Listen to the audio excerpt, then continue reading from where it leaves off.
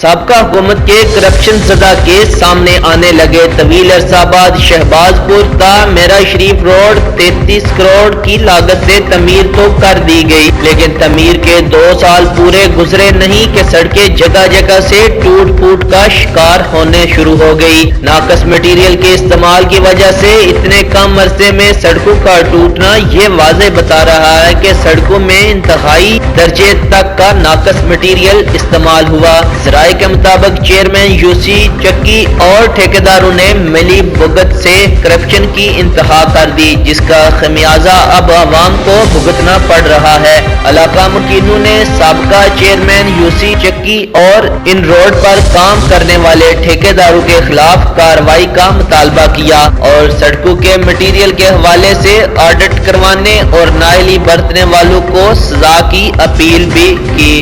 یقین نیوز کے ساتھ آصف صابری، پنڈی گیپ۔